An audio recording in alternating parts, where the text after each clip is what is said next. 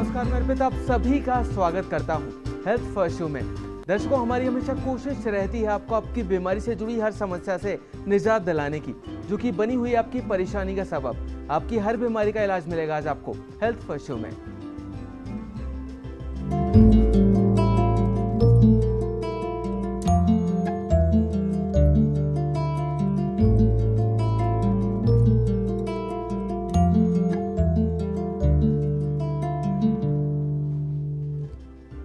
दर्शकों, आज हम चर्चा करेंगे लेप्रोसी यानी कि कुष्ठ रोग पर। कुष्ठ रोग एक भयंकर बीमारी है, लेकिन लोगों में इसकी सही जानकारी ना होने से रोगी कभी सही नहीं हो पाता। क्या लक्षण होते हैं इस बीमारी के, क्या इलाज किया जा सकता है और कैसे त्वचा की दूसरी बीमारियों से अलग होता है कुष्ठ रोग, इन सब पर चर्चा करने के लिए आज हमारे साथ हमारे स्टूडियो में मौजूद हैं डॉक्टर दीपक माथुर जी, जो कि त्वचा रोग विशेषज्ञ हैं। डॉक्टर साहब, आपका बहुत बहुत स्वागत है हमारे शो में। नमस्ते। तो दोस्तों, अगर आपको भी कुष्ठ रोग से संबंधित कोई भी बीमारी है या फिर त्वचा रोग से संबंधित किसी भी बीमारी के बारे में आप जानना चाहते हैं, तो आप हमें कॉल कर सकते हैं। हमारा नंबर लगातार आपकी टीवी स्क्रीन पर फ्लैश हो रहा है। डॉक्टर साहब, सबसे पहले तो मैं आपसे जानना चाहूँगा, आज हम कुष्ठ रोग पर चर्चा कर रहे हैं, तो कुष्ठ रोग होता क्या है उसके बारे में। देखिए, कुष्ठ रोग एक संक्रमण रोग है और एक विशेष कीटाणु से फैलता है। और कुष्ठ रोग का हमारे पूर्व इतिहास में भी बहुत कुछ मेंशन्ड है और इसका इलाज आज की तारीख में संभव है। पूर्णतः मरीज ठीक हो सकते हैं। जी, तो डॉक्टर साहब से जानना चाहूँगा, क्या कारण होते हैं कुष्ठ रोग होने के मरीज में। देखिए, कुष्ठ रोग क्योंकि मैंने बताया कि एक संक्रमण है और एक विशेष प्रकार के कीटाणु से फैलता है, जिसको माइकोबैक्टीरियम लैप्री कहा जाता है। माइकोबैक्टीरियम एक प्रकार के बैक्टीरिया की वैरायटी होती है और ये कीटाणु दुनिया के अंदर जो कीटाणु सबसे पहले मिले थे उनमें से नंबर 2 पर है। 1800 के अंदर इसका आर्मर हेंसन्स नाम के एक वैज्ञानिक थे, उन्होंने इस कीटाणु को पहली बार आइडेंटिफाई करके आइसोलेट किया। जी, तो डॉक्टर साहब, अगर मैं ये कहूँ तो ये गलत तो नहीं होगा कि गंदगी से भी ये हो सकता है कुष्ठ रोग। देखिए, कुष्ठ रोग का गंदगी से तो नहीं है, बैक्टीरिया से अगर इन गंदगी का सेंस अगर हम बैक्टीरिया से लें तो बैक्टीरिया से होता है, क्योंकि एक प्रकार का संक्रमण है और ये संक्रमण बहुत धीरे धीरे फैलता है। सामान्य संक्रमण जो हमारे और होते हैं वो बहुत तेजी से फैलते हैं, लेकिन इसका फैलाव बहुत धीरे धीरे होता है। और ऐसा देखने में आया है कि कुष्ठ रोग का कीटाणु एक व्यक्ति से दूसरे व्यक्ति पे 3 तरह से होता है, या तो स्किन से स्किन संपर्क, या ड्रॉपलेट्स जो होती हैं इसकी नाक के द्वारा निकलने वाली उनके द्वारा, और कई बार गैस्ट्रोइंटेस्टाइनल ट्रैक्ट के लिए माना जाता है कि वहाँ से भी इंटेस्टाइन से भी फैलता है। जी, तो डॉक्टर साहब से जानना चाहूँगा, कौन कौन से वो लोग होते हैं और कौन कौन से वो व्यक्ति हैं जिनमें कुष्ठ रोग होने का खतरा बना रहता है और या फिर जिन्हें हो सकता है। देखिए, कुष्ठ रोग होने का संभावना जो है वो कुष्ठ रोग से संक्रमित व्यक्तियों के साथ संपर्क अगर होता है तो वो एक बात बहुत ही वैलिड है। दूसरा, बॉडी के अंदर जो हमारा इम्यून सिस्टम होता है, जिसको हम प्रतिरोध क्षमता कहते हैं, प्रतिरोध क्षमता अगर किसी व्यक्ति की ओवरऑल अच्छी है लेकिन कुष्ठ रोग के कीटाणु के प्रति स्पेसिफिक अगर प्रतिरोध क्षमता कम है तो उनको भी फैल सकता है। जी, डॉक्टर साहब, अभी के लिए एक दर्शक हमारे साथ जुड़ गए हैं, जयपुर से आलम है। आलम जी, आपका बहुत बहुत स्वागत है हमारे शो में। अपना सवाल पूछिए डॉक्टर साहब से। आलम जी, अपनी टीवी की वॉल्यूम जरा कम कर लीजिए और फिर अपना सवाल पूछिए। जी नमस्कार। जी नमस्कार सर। नमस्कार, बताइए सर। हमारे बच्चे की 10 उंगलियां जो है गल चुकी। हाँ जी। और उसके जो है उसके सिर्फ नाखून भी नहीं बचे अब उंगलियां गल कर। जी नमस्कार सर। देखिए, आप जो बात कह रहे हैं वो उंगलियां गलना या नाखून भी नहीं बचना, ये मेरे को कुष्ठ रोग का शायद नहीं लग रहा है। उम्र कितनी है बच्ची की आपकी?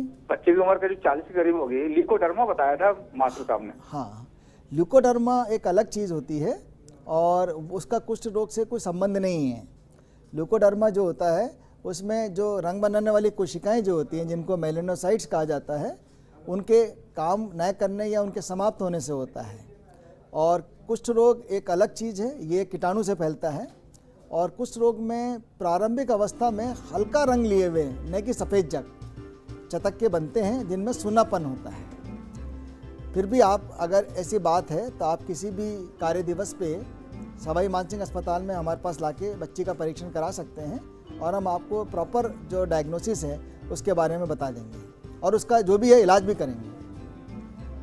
आलम जी, उम्मीद करता हूँ कि आपको आपके सवाल का जवाब मिल गया होगा डॉक्टर साहब से। डॉक्टर साहब, मैं आपसे जानना चाहूँगा कि अक्सर होता है कि लोगों को रोग हो जाता है, फिर उन्हें पता नहीं चल पाता है कि उन्हें वो रोग हो गया है। तो कुष्ठ रोग के कौन कौन से वो लक्षण हैं जी हाँ, जिनसे पता चल सकता है कि व्यक्ति को कुष्ठ रोग हो गया है? देखिए, स्किन के ऊपर कुष्ठ रोग के परिवर्तन आ जाते हैं, और जो प्रमुख परिवर्तन जो हमारे को आता है वो होता है सूनापन होना। हाँ जी। यदि हमारे शरीर के किसी भी हिस्से पे सूनापन आता है और कोई निशान, चतक्का जिसे अपन कहते हैं, बनता है, जी। तो हमें कुष्ठ रोग के बारे में प्रारंभिक अवस्था में सोचना चाहिए। हाँ जी। और उसी के हिसाब से पेशेंट को हमारे को चिकित्सकीय परामर्श लेकर के उसको फर्दर इन्वेस्टिगेट करना चाहिए। हाँ जी। जी डॉक्टर साहब, सूनेपन की बात कर रहे हैं बॉडी में कहीं पे भी, तो डॉक्टर साहब से जानना चाहूँगा कि कितने समय तक वो सूनापन रहना चाहिए जब व्यक्ति को सचेत हो जाना चाहिए कि उसे कुष्ठ रोग हो सकता है? देखिए, मेरी राय तो ये है कि कहीं भी सूनेपन का चतक्का महसूस होता है जी। तो उसको वेट नहीं करना चाहिए, जी। तुरंत आपको चिकित्सक को दिखा देना चाहिए। और हर जगह कुष्ठ रोग के निदान के लिए जो सुविधा है वो हमारे पूरे भारतवर्ष में उपलब्ध है। जी, तो डॉक्टर साहब, जो चकत्ते की आप बात कर रहे हैं वो शरीर में किसी भी पार्ट में हो सकता है? जी हाँ, शरीर के किसी भी हिस्से पे हो सकता है, और उसको हम लोग, हमारे परीक्षण करने के तरीके होते हैं। जी। जैसे हम लोग 3 तरह का शून्यपन चेक करते हैं। एक तो हम देखते हैं चुभने का, जी। दूसरा टेम्परेचर का, जी। और तीसरा हम लोग फाइन टच का और वाइब्रेशन का। जी। तो ये हमारे 3-4 तरह के शून्यपन के टेस्टिंग होते हैं, जी। उनसे हम पूरी तरह से क्लिनिकली डायग्नोज कर लेते हैं। जी। फिर उसके पश्चात हम लोग स्लिट स्मीयर है या बायोप्सी है, जी। उनको भी करते हैं, क्योंकि हमारे यहाँ पर एसएमएस में ये सारी सुविधाएं बहुत अच्छी तरह से उपलब्ध हैं। जी। तो हम पक्का डायग्नोसिस उससे कर लेते हैं। जी, तो डॉक्टर साहब, ये तो आपने बताया कि किस तरह आदमी देख सकता है, पता जिससे पता चल सके बहुत आसानी से कि किस व्यक्ति को कुष्ठ रोग है और किसे नहीं है। तो अगर आप भी, कोई भी आपके मन में सवाल है कुष्ठ रोग से संबंधित, और या फिर जो डॉक्टर साहब ने अभी लक्षण बताए वो लक्षण अगर आपको आप में दिखता है और आप उसकी क्वेरी चाहते हैं डॉक्टर साहब से, तो आप हमें कॉल कर सकते हैं। हमारा नंबर लगातार आपकी टीवी स्क्रीन पर फ्लैश हो रहा है। डॉक्टर साहब से जानना चाहूँगा कि कुष्ठ रोग का ट्रीटमेंट किस तरह किया जा सकता है? देखिए, कुष्ठ रोग के लिए 1982 में जी। विश्व स्वास्थ्य संगठन ने MDT नाम से एक ट्रीटमेंट का प्रोटोकॉल पूरे वर्ल्ड वाइड डिसाइड किया है। और ट्रीटमेंट के हिसाब से कुष्ठ रोगियों की कुष्ठ रोग को 2 भागों में विभाजित कर रखा है। जी। एक को हम लोग कहते हैं मल्टी बेसिलरी लेप्रोसी, जिसमें बहु कीटाणु, जिसको अपन हिंदी में कह सकते हैं। जी। और एक होते हैं पॉसी बेसिलरी, जी। जिसको कम कीटाणु वाला रोग कहते हैं। जी। और उनके ट्रीटमेंट का प्रोटोकॉल इवन हमारे यहाँ के स्वास्थ्य कार्यकर्ता स्तर तक इसके बारे में नॉलेज दी गई है। जी। और उसका बड़ा आराम से इलाज कर सकते हैं। जी। जैसे मैं आपको ये दिखाना चाहूँगा कि इस तरह के पैकेट्स आते हैं, जी। जिसके मल्टी बेसिलरी लेप्रोसी होती है, जी। उनको ये वाला पैकेट होता है हमारा। जी। इसको हम लोग 28 दिन का मंथ साइकिल मानते हुए जी। 12 माह तक देते हैं। जी। और इसी तरह से पॉसीबेसिलरी जो लेप्रोसी होता है, जिसे कम कीटाणु वाला कहते हैं, जी। उसका ये पैकेट होता है। इसको हम लोग 6 माह तक देते हैं रोगी को। जी। और इस तरह से हम इलाज दे करके और फिर पेशेंट को पूर्णतः क्योर करने की कोशिश करते हैं।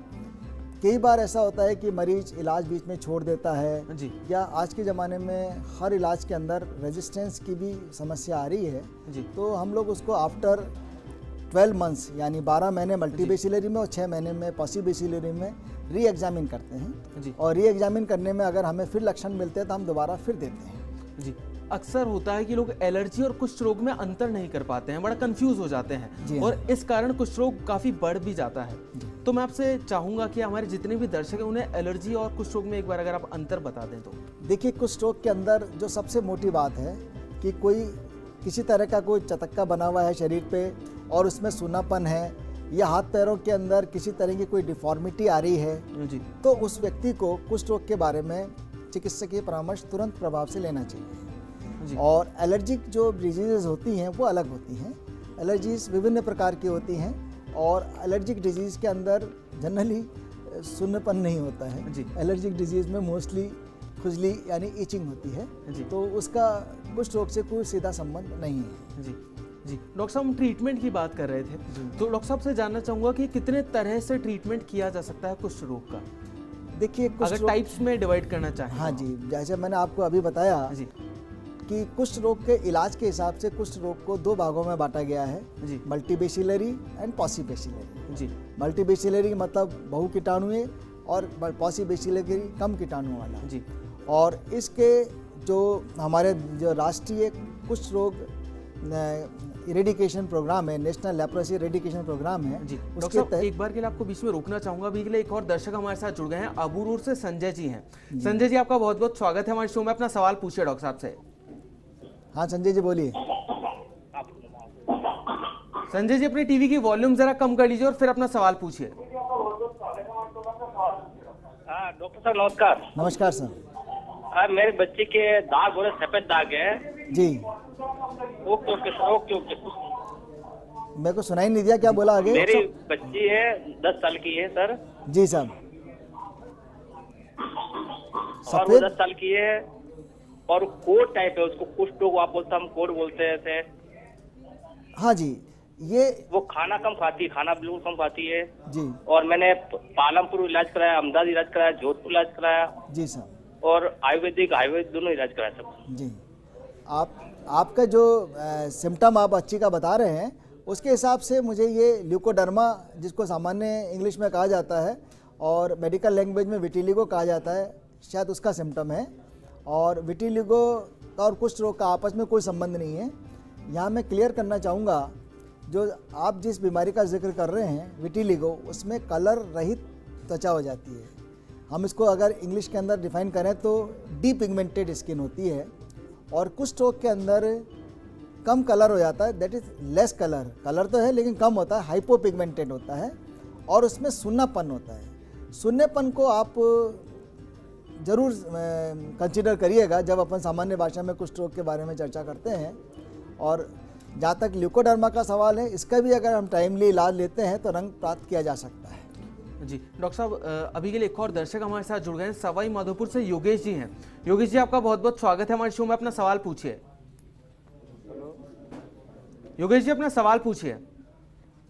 हाँ सर, मेरे क्या है कि एक फोड़ा हुआ था जी, लेटरिन की जगह पे होता जी। तो वहाँ पे क्या है, उसका वो तो सही हो गया, लेकिन जीरा लग के सही हो गया, लेकिन उसमें क्या भी मतलब खुजली सी हो रही है। अच्छा और अच्छा। शरीर पे भी मेरे खुजली सी होती है। जी जी जी। मेरे ख्याल से जिस चीज़ का आप जिक्र कर रहे हैं वो या तो फिस्टुला या पेरिएनल पाइलोनाइडल साइनस की बात कर रहे हैं। इसका निराकरण जो है सर्जन के द्वारा किया जाता है।